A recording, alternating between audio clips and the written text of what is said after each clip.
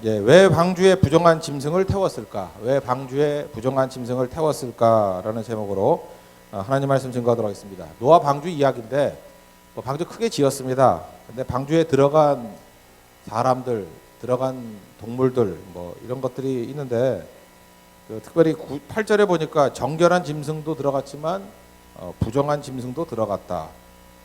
더 궁금한 거는 그러면 정결한 짐승하고 부정한 짐승의 기준이 뭐예요? 기준이 뭘까요? 뭐 씻고 안 씻고 그런 거 아닐 거 아니야. 그죠? 정결한 짐승과 부정한 짐승. 그러면은 이제 얼핏 생각하기를 그 성경에 나와 있잖아요. 레위기하고 그 신명기에 보면은 뭐 정결한 짐승, 불결한 짐승 뭐 이런 게 있거든요. 근데 그거는 시내산에서 모세 때 받은 거 아니야. 이거 지금 창세기 시초인데 이때 부정한 짐승과 뭐 정결한 짐승 기준이 있을 리가 없죠. 그러면 어떤 사람 그래 먹을 수 있는 것과 없는 거 그러는데 이거 창세기 9장에 나와요. 이 창세기 9장 이전에는요 육식이 허용되지 않았어요. 그래서 우리 한자로 돼 식물 먹을 수 있는 거잖아. 먹을 식자잖아. 식물 그죠? 그리고 동물은 움직이는 건데 이거는 9장에 가서 먹을 수 있다 그랬지. 그 전에는 먹는 게 허락되지 않았었어요. 먹지도 않았었고. 그러면 정결한 것과 부정한 것의 기준이 이게 아닐 거 아니에요. 그래서 단서를 찾아보면은 굳이 찾는다 그러면 노아 스토리에서 8장 20절에 보면은요 노아 그 홍수 다 끝나고 난 다음에 제단을 쌓고 모든 정결한 짐승과 모든 정결한 새 중에서 제물을 취하여 번제를 드렸다. 그러니까 정결하다 부정하다의 기준을 굳이 삼는다 그러면 제사 드릴 수 있는 동물은 정결한 거고 제사 드릴 수 없는 것은 정결하지 않다. 뭐 이런 거 쭉 얘기를 할 수 있다라는 거예요. 근데 오늘 핵심은 그거죠. 기준이 뭔지에 대해서 너무 애타게 찾지 말고 하여튼 부정하다 그러는 것은 방주가 뭐 교회를 상징하고 그러는 거 아닙니까? 하여튼 들어갈 자격이 없는 건데 들어갔다 그 얘기죠. 그럼 제사라 그래도 들어갈 필요가 없는 건데 들어갔다 그 얘기 아닙니까?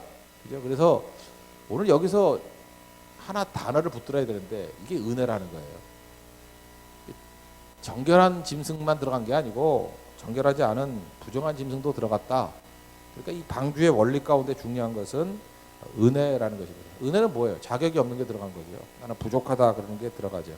그래서 창세기 전체에서 은혜를 발견하는 게 성경을 제대로 보는 거예요. 이 은혜거든요. 은혜.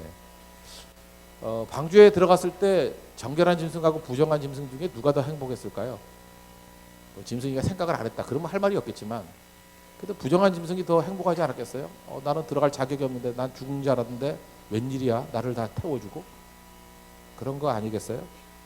가끔마다 결혼한 부부들을 보면요 그 남편 중에 이렇게 얘기하는 사람이 있어요. 나 총각 때 되게 찌질했다고.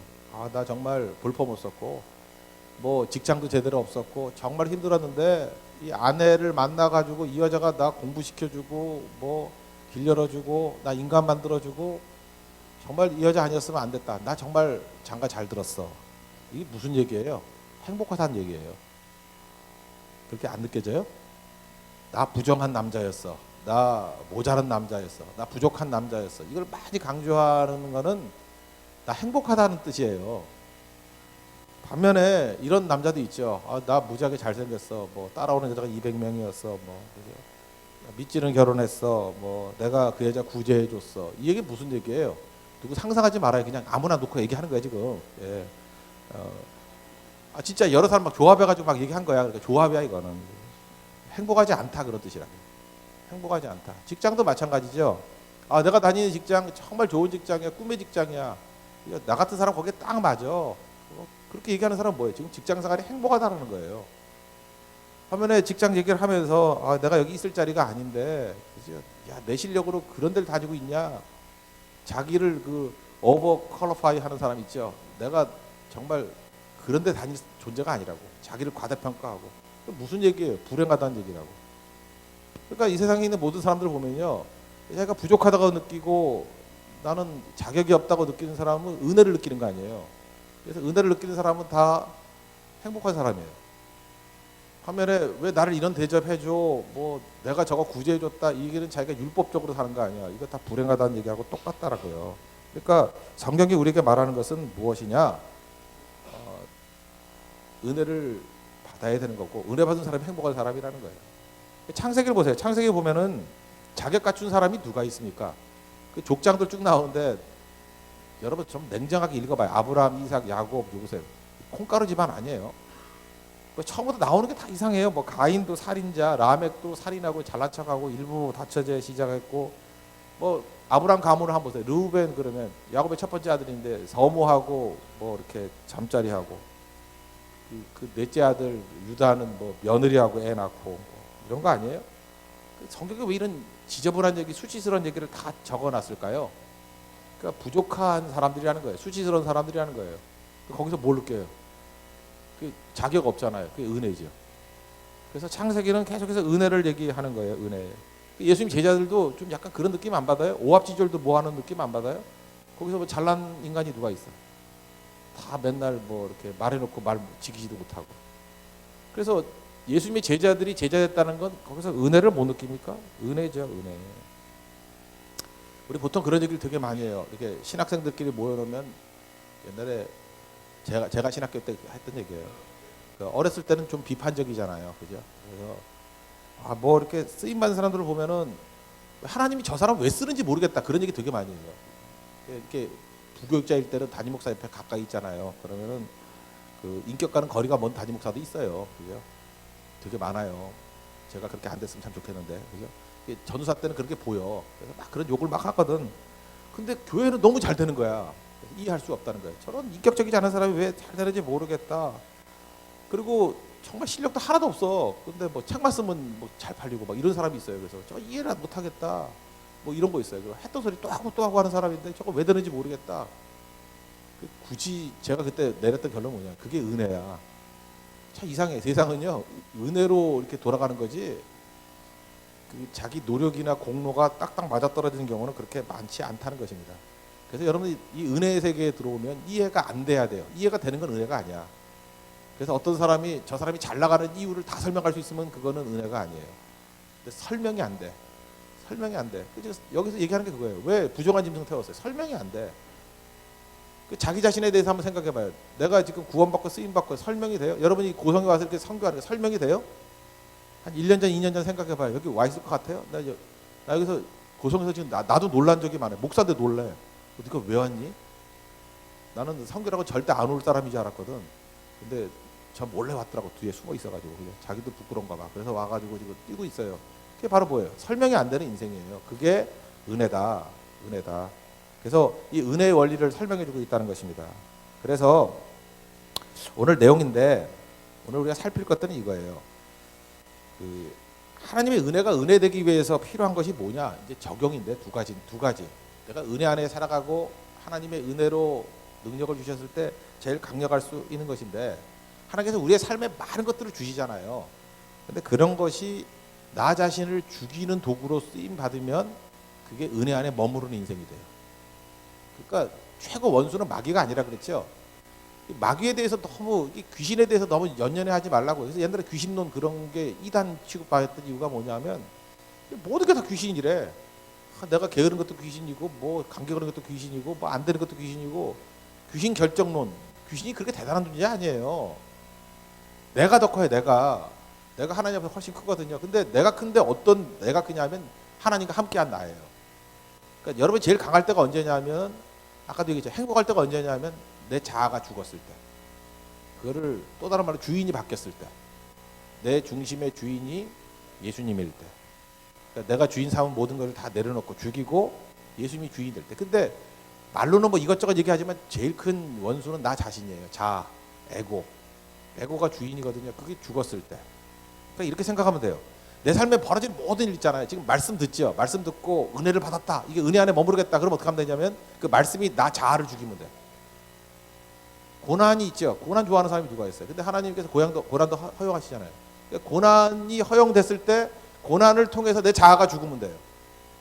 우리는 보통 고난을 뭐 십자가라 그러잖아요. 그러면 십자가가 뭐예요? 십자가를 어떤 사람은 고난으로 동의어로 생각하더라고요. 맞기도 하고 틀리기도 해요. 십자가가 고난입니다. 그래 고난의 십자가 그러잖아요. 그래 맞아요. 근데 십자가가 십자가 되는 이유가 뭐냐면 힘든 일이 다 십자가냐? 아닙니다. 힘든 일이 나를 죽이면 십자가예요. 참 한심한 사람도 많아요. 죽을 고생 다 해요. 뭐 굉장히 고생 많이 하는데 그게 자기 자아를 죽여야 되는데 이 고생하는 것이 자아를 죽이지 못하고 고생 다 끝나고 난 다음에 자아는 살아 있어. 그걸 뭐라 그러죠? 나쁜 거 다 개 붙이면 되잖아요. 개고생이에요, 개고생. 그래서 개고생하는 사람 되게 많어. 야, 참 너 질기다. 그 고난을 통과하고도 아직도 자아가 살아 있니? 야, 그 어려움을 당하고도 아직도 그렇게 자존심 못 버리고 펄펄 뛰고 있니? 되게 이게 고난 통과하면 자아가 많이 죽거든요. 근데 죽을 정도 아니에요. 죽여버려야 돼요. 완전 죽여버려야 돼요. 그럼 그때부터 내 안에 그리스도께서 살아서 일하시는 거죠. 갈라디아 2장 1절이 그거 아니에요. 내가 그리스도와 함께 십자가에 못 박혔나니 그런지 이제는 내가 사는 것이 아니요 내 안에 그리스도께서 사신 것이라. 나는 죽고 예수로 사는 거. 그러니까 이게 고난만 쓰임 받는 게 아니에요. 고난, 뭐 깨우침, 말씀, 뭐 조언, 뭐 조언 갖고 자기가 죽나?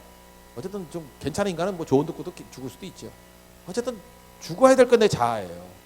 자아가 죽으면 은혜가 넘쳐나게 된다는 것입니다. 그래서 어떤 사람들은요, 그 윌리엄 로라는 사람이 했던 얘기인데 모든 것을 다 얻고 성공했어요. 다 성공하고 다 잃어버린 사람이 있대. 그러니까 모든 걸 다 얻었다는 얘기는 뭐예요? 자아가 점점 강화됐다는 거예요. 그래서 다 잃어버렸대. 뜻을 하겠죠. 또 어떤 사람은 모든 걸 다 잃어버렸대요. 그러니까 고난 중에 고난이죠. 다 잃어버렸대요. 거지 된 거예요. 그래서 그걸 통해서 자아가 죽었어요. 그래서 모든 걸 다 얻었대요. 왜요? 하나님 얻으면 하나님이 모든 것이 되시니까. 그죠? 그래서 여러분들 인생 가운데 제일 한심한 인생이 뭐냐 하면 어정쩡하게 살아가는 인생이에요. 그죠? 고난도 있으면서 자아도 안 죽고, 그래서 자아가 죽을 만하면 또 고난이 끝나고 해가지고 끝까지 버티고 하는 것들이 제일 불쌍한 인생이라는 것입니다. 조급함도 뭐예요? 왜 조급해요? 자아가 살아있으니까 조급한 거죠. 내 생각과 내 방법으로 하려고 하니까 조급해지는 거지. 아니, 하나님의 방법과 하나님의 시간대로 한다는데 뭘 조급해? 하나님의 일인데. 안 그래요? 하나님의 일을 하나님의 때에 하나님이 하시겠지 뭐. 우리 십자가 그 사람 그 찬양에도 그런 거 나오잖아요. 뭐 지나간 일도 생각하지 않냐고. 과거 생각 안 하죠. 그래도 뭘 생각해요? 나를 통해서 새 일을 행하신 주만 찬양할지라. 주님은 새 일을 행하잖아요.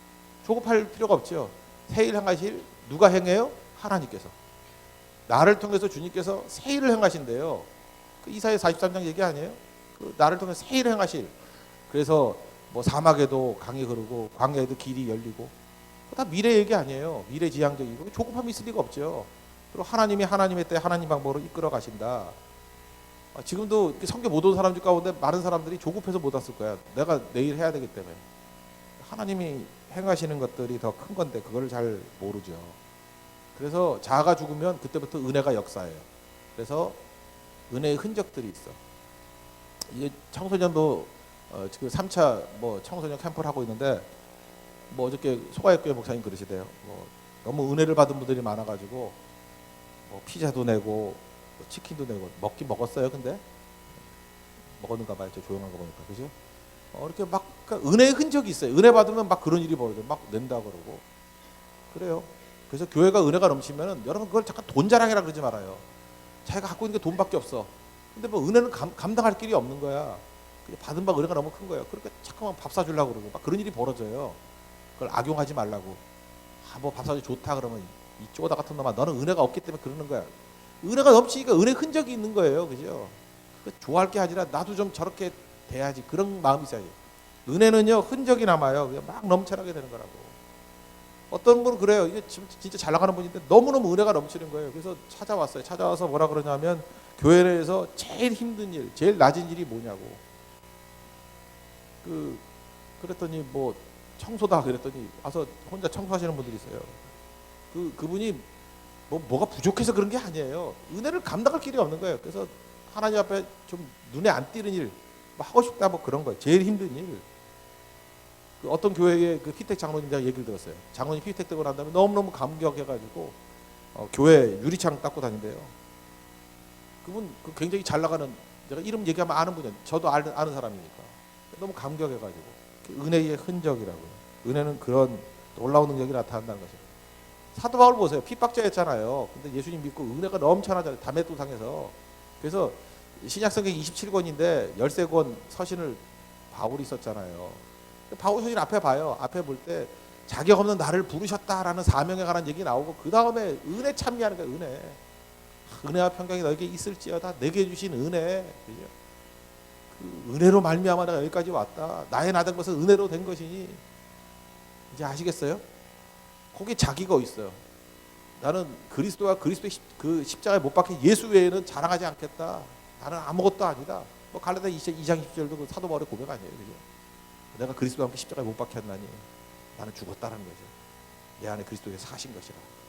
이게 은혜가 넘쳐나는 길이라는 것입니다. 그래서 이번 선교 사역을 통해서도 지금쯤에 제가 참 좋은 게 뭐냐면 구차인데 별로 지쳐 보이는 사람이 별로 없어요. 지쳐 보이는 일이 없는 이유가 뭐냐면 자기 힘으로 안 했기 때문에 그래요. 나는 죽고 하나님이 일하신다는 걸 믿고 할 때는 여유 있고 별로 초조하지도 않고 지치지도 않고 아프지도 않고 일이 되는 거예요. 근데 아픈 사람들이 뭐냐면 내 힘으로 하겠다는 거예요. 내가 뭘 해보겠다고 내 힘으로 한번 이루어 보겠다고 하면은 한계에 오잖아요. 그러니까 선교에서 이거 깨달았죠. 인생도 이렇게 사는 거예요. 쉽게 사는 게 아니고 은혜로 사는 거예요. 은혜로. 뭐 내 힘으로 사냐? 하나님이 하시는 일이지. 그리고 살아가는 것들이 꼭 필요하다는 것입니다. 그래서 은혜가 머무는 삶, 자아가 죽는 거예요. 그래서 뭐 방법은 여러 가지예요. 여러 가지인데 하여튼 하나님 주신 모든 환경을 통해서 모든 자극을 통해서 그게 고난이 될 수 있고 말씀이 될 수 있고 모든 걸 통해서 자기를 죽이는 인생, 자아를 죽이는 인생. 갈라디아 2장 20절이 이루어지는 인생을 사는 하나님 종 되기를 바랍니다.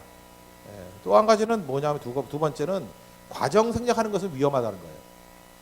그 은혜가 넘치기 위해서 하나님께서는 과정을 주시는데 이 과정을 또 생략할 때가 있다는 거예요. 그 요한복음 10장에 보면 양의 문이라고 했죠. 예수님이 양의 문 거쳐 들어와야 된다고. 그러니까 과정이 꼭 필요하다라는 거죠. 1980년에 보스턴 마라톤이 있었습니다. 보스턴에 마라톤 있죠. 그 80년에 마라톤도 유명하지만 몇 년 전에는 거기서 뭐 터졌죠. 사제폭탄 터져가지고 그게 보스턴 마라톤이에요. 왜냐하면 아무나 다 뛸 수 있어요. 여러분도 티켓 끌어가지고 보스턴 가면은 뭐 간단한 신청만 하면 누구나 뛸 수 있어요. 그래서 보스턴 마라톤이 유명해요. 그런데 보스턴 마라톤에서 이름도 모르는 여자분이 그 로지 루이스라는 분이 우승을 했어요. 이거 이름도 모르는 사람이거든요. 그래서 시상식에 줄라 그러는데 뭐가 좀 이상한 거야. 왜냐하면 42.195km를 뛰면은 좀 땀이 나야 되잖아요. 땀도 안 나고. 이번 선교 때는 이 딥앤 와이드 후디를 계속 입고 있죠. 겨울이니까 땀이 안 나잖아. 여름이면 입겠어? 저희가 4일 동안 계속 아니 4번 계속 입었죠. 2개를 바꿔 입은 거 아니에요. 그냥 입고 있는 거예요. 계속. 그냥 더러운 거니까. 부정한 짐승도 받아주시니까 주님이. 예. 이상하잖아요. 하여튼 그건 그렇지만 이게 마라톤 뛰었는데 땀 안 나는 게 이상하잖아요. 그리고 되게 이렇게 운동 많이 한 사람들은 보면 이렇게 다리에 알통이 있어요. 근데 몸도 이렇게 뭐 물렁물렁한 거 보이고. 그래서 조사를 해봤더니요. 이 결승전 1마일 전에 진짜 끼어서 들어온 여자예요. 무슨 얘기인지 알아요? 너무 많이 하니까 몰라가지고. 근데 그 바보들이야. 그걸 왜 몰랐을까? 그게. 근데 이렇게 코너 싹 돌 때 뭐 턱 튀어나와가지고 이렇게 들어왔대. 그러니까 긴가민가 했는데. 그러니까 이 여자분은 다 진실해요. 우승하고 싶은 마음도 있고, 그죠? 열심히 살고 싶은 마음도 있고, 보스턴 마라톤도 사랑하고 다 있었는데 뭐가 빠졌어요? 과정이 생략돼 있어요. 그럼 이건 엉터리죠. 상 줄 수 없죠. 이 로지 루이스라는 여자분이 웃기는 짜장면인 거와 마찬가지로 우리도 이런 인생이 있다고요. 가만히 있다가 1마일 전에 뛰어들어가지고 자기 꿈이 뭐냐면 죽기 전에 예수님 고백하고 천국 가는 거래. 이야 참. 그러다가 갑자기 죽으면 어떡하려고? 지옥 가려고? 그 참 이상한 인간들 많아요. 그죠? 그게 꿈이라고. 그 얼마나 위험한 일인지 모르고. 그죠? 그게 아닌데. 그래서 과정이 없는 거는 다 문제가 됩니다. 그러니까 과정 없이 칭찬만 원하는 거. 이런 거 비슷한 게 뭐 영어 단어도 있죠. No cross, no crown. 십자가 없으면 영광도 없다. 뭐 이런 거. 비슷한 거죠. 과정이 꼭 필요한 거예요. 여러분 초대교회 그 역사를 쭉 보면은 왜 그 고난을 다 줬을까요? 이 고난이라는 과정 속에서 얻는 게 얼마나 많았겠어요. 하나님과 동행함. 그 다음에 고난이 있으니까 타락하기 힘들죠. 제가 베드로 전서 후서 읽으면 고난의 교과서라 그랬잖아요. 그죠? 그래서 거기 읽어보면 뭐 죄가 그쳤다. 고난 중에 무슨 죄를 져요? 그러니까 마귀도 병상에 있으면 천사 된다 그러잖아. 여러분들 이렇게 상태 안 좋은 사람들이요. 이렇게 병상에 들어가면 어쩌면 그렇게 착해지는지 얼굴이. 병원복 입혀놓은 거 다 착해져. 그래서 그다음에 또 너무 착해지면 저는 걱정이 돼요. 이분 돌아가시기 직전이에요. 죽기 전에 착해지더라고 사람들이. 그렇다고 계속 악해하면서 장수할 필요는 없고, 그죠? 이렇게 변화가 되더라고. 그러니까 과정이 우리에게 주는 유익이 엄청나게 크다는 것입니다. 여기 젊은이들도 많이 있기 때문에 그런데 혹시라도 그 성지순례 비스무리한 거를 갈라 그러면 이스라엘은 가지 마세요. 이스라엘은 가봐야 그거 뭐 뻔한 거 보는 거니까, 그죠? 근데 터키를 간다고. 터키를 가면 그 상품 중에 하나가 소아시아 7교회 도는 거야. 근데 소아시아 7교회 돌면 그 무지 많아요. 버스만 타고 다니다 끝나. 버스만 타고 다니. 그거 갈 거 없고 그냥 유튜브로 봐요. 유튜브로. 에베소 교회구나, 서머나 교회구나. 가봐야 그거 진짜 교회도 아니고 뭐 흔적 비슷하게 만들어 놓은 거일 가능성도 커요. 아무것도 없어. 그냥 허드렛 거 하나 보려고 가는 거야, 계속. 제가 제일 허무했던 게 우리 인도 선교 1차 갔을 때 타지마을 갔을 때야. 타지마을 사진으로 보면 대단하죠. 와, 뭐 궁전이 있고 뭐 묘지, 뭐 사랑하는 애첩의 묘지를 뭐 만들어 놓고 뭐 좌우 대칭에 그 내가 버스 한 5시간 탄 것 같아. 주변에 허드렛 인도 마을에 그거 하나 딱 있는 거야. 덩그러니 그냥 벌판에 그거 하나 딱 있는 거예요. 그래서 멀리서 찍어놓으면 정말 한심해. 거기 갈 사람 아무도 없어. 클로브에서 찍어놓으니까 그거지. 근데 가가지고 그거 보고 끝이야. 그거 보고 5시간 갔다가 그 잠깐 보고 또 5시간 오고. 너무너무 허무해요. 너무너무 허무해. 그 알고는 가는 사람 아무도 없어. 근데 대부분의 그 터키의 성지순례하는 게 다 그런 건데, 그렇지 않은 데가 딱 한 군데 있어요. 그게 갑바도기아. 사도행전 2장에 보면은 그 오순절에 그 성령 충만해가지고 16국에서 온 사람들이 남곳 방언으로 들었다 그러죠. 근데 그 중에 하나가 갑바도기아가 있어. 아마 그때 믿었던 사람이었던 것 같아요. 제가 태어난 해인데 1963년도에 어떤 그 터키 아저씨가 기르던 수탉이 없어져 버렸어. 이 수탉이 어디 갔지? 닭이 어디 갔지? 닭 찾다가 구멍이 있어. 구멍 막 긁었더니 거기에 지하 도시가 발견된 거예요. 갑바도기아. 그게 로마에 있는 카타콤의 거의 50배 정도. 갑바도기아. 거기는 파기도 편한가 봐. 이렇게 솟은 것도 있고 요즘에 뭐 에드블런 띄워가지고 뜨기도 하고. 갑바도기아는 터키에서 갈만한 곳이에요. 진짜 갑바도기아.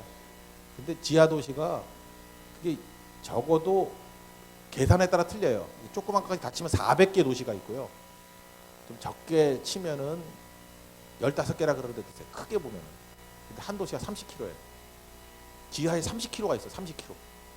그 옆 도시하고 연결되는 게 9km 되는 연결 통로도 있고. 그게 어마어마한 도시예요. 그래서 한 군데에 거의 한 동네에 10,000명씩, 많이 살면 계산해 보니까 60만 명이 여기 살 수 있대요. 이 말이 돼요? 어마어마한 도시가 있어요. 지하 도시에. 근데 그게 왜 생겼어요? 핍박 피하려고. 그 안에 보면 십자가로 된 예수님, 그 예수 믿는 사람들의 그 유적들이에요. 거기가 예배드린 거죠. 지하 도시로. 그리고 한 도시에서 한 도시로 옮겨갈 때 꼭대기에 큰 돌멩이가 있어요. 그래서 그 지렛대 같은 걸 딱 빼버리면 돌멩이가 툭 떨어져가지고 도저히 가지 못하게. 새까맣잖아요, 그죠? 그래서 미로를 만들어놔. 미로를. 잘 보세요. 초대교회 때 카타콤도 그렇고 갑바도기아는 정말로 가면 다 은혜를 받고 와요. 이 고난 속에서 이들이 믿음을 가졌구나. 거기서 그들이 가졌던 믿음이 뭐예요? 그게 그들로 하여금 그저 전 세계를 변화시킬 수 있는 원동력이 된 거 아니에요. 그게 초대교회의 역사거든요. 핍박이 필요 없어요? 우리 한국교회도 핍박으로 이렇게 커온 건데, 평탄하면 그 환경이 아니라 했잖아요. 환경 때문에 죽는 게 아니에요. 생명 환경 때문에 살아나요. 그리고 그것 때문에 더 강력해지는 거죠. 그런 의미에서 하나님 여러분 사랑하시기 때문에 과정을 생략하면 안 돼요. 특별히 우리 세교회 같은 데 이렇게 왔다면 성교를 많이 따라하니까 성교 가지도 않고 그냥 듣고도 간증 듣고도 많이 한 것 같거든. 그래서 과정을 다 생략해. 아니 나는 그냥 간 걸로 칠게. 이러는 사람도 있어요. 근데 여러분들 성교 와서 느끼지만 와서 이렇게 같이 경험하는 것과 들은 것이 비교할 수 있어요? 그래서 여러분들이 신앙에서 은혜를 체험하려고 그러면요, 참여해야 돼요. 절대로 과정을 생략해서는 안 된다는 거예요. 과정 생략하는 건 아무것도 아닌 거예요. 그래서 하나님께서 우리에게 은혜를 주시기 위해서 과정 속에 들어가게 만드셨다라는 것입니다. 그래서 제가 어제도 얘기했잖아요. 고난이 없게 해달라 이런 기도는 할 필요도 없다니까. 하나님이 그렇게 해줄 리가 없어요. 우리를 사랑하기 때문에. 고난을 이기게 해주세요. 이 기도가 꼭 필요하다는 것입니다. 그래서 베드로전서 1장 6절 7절 보니까 고난 왜 주느냐? 불로 연단하여도 없어질 금보다 귀하게 만들기 위해서. 우리 신앙을 정련하는 거죠. 뭐 여러 번 들었던 얘기 아니에요. 그래서 고난 통과한 믿음과 통과하지 않은 믿음은 하늘과 땅 차이. 깨끗한 순수한 믿음이 될 수 있고요. 또 하나 2장 21절 보니까 그리스도도 이 고난 받으셨는데 너희를 위하여 고난을 받으사 너희에게 본을 끼쳐 그 자취를 따라오게 만든다. 그래서 예수님이 고난의 길을 걸어가셨잖아요. 그 유익이 있기 때문에 우리도 그 길을 따라가기를 원한다는 거예요. 그래서 예수 믿는 거는 무조건이에요. 예수님 그 고난 길을 따라가야 돼요. 왜요? 그게 3장 14절 보니까 복이래요. 복. 그게 복이기 때문에. 강용호 박사님 얘기도 했잖아요. 고난이 복이 되는 인생이 된다는 것입니다. 그리고 4장 1절을 보니까 너희도 같은 마음으로 갑옷을 입으라. 고난당한 사람은요 마귀가 건들지 못해요. 갑옷이기 때문에 모든 걸 다 준비한 거잖아요. 이 과정이 중요한 거죠. 제가 며칠 전에 설교했던 것 중에 요단 동편 지파 이야기했죠. 그 르우벤, 갓, 므낫세 반지파. 이게 요단강을 안 넘어가는 거예요. 요단을 건너가야 가나안인데. 근데 하나님께서 요단을 건너야 될 필요성이 있는 거죠. 왜 그래요? 기적적으로 요단을 건너는 과정이 필요한 거예요. 요단이 시험이 아니야. 요단을 기적으로 건너는 거, 갈라져서 건너는 그 과정이 필요한 거예요. 그리고 하루에 한 바퀴씩 6일 동안 돌고 7일째 7바퀴 돌아서 여리고 성이 무너지는 과정이 필요한 거예요. 그걸 겪은 사람과 아닌 사람이 어떻게 똑같겠어요? 다르죠? 그 특권인데. 그 요한복음 2장 얘기했잖아요. 그것도 순종했던 사람, 그 과정을 겪었던 사람은 물돈 하인을 알더라. 감격이 다르죠. 그러니까 인생 망치는 길 중에 하나가 뭐냐면 나는 과정을 생략해버리고 결과만 얻을 거예요. 그러면 로지 루이스 그 여자가 똑같아. 1마일 전에 살짝 들어와가지고 우승. 그러면 그거는 다 무효예요. 무효. 그거는 부끄러움이고 아무것도 아닌 거라는 거예요. 그거 웃긴다 그러잖아요. 근데 우리가 그런 웃긴 짓도 하고 있잖아 지금. 그러니까 절대 빠지지 않겠습니다. 잊지 말라고. 과정 다 통과. 예수님의 12 제자가 있잖아요. 근데 그 하나 빠져가지고 마지막에 사도행전 1장에 보면 마띠아 나오죠. 뭐 대신 하나 집어넣었다면 가룟유다 대신에. 근데 솔직히 말해서 여러분 예수님 12 제자가 때 마띠아 넣는 사람 있어요? 난 아직까지 이름 중에 마띠아라고 이름 넣는 사람 없어.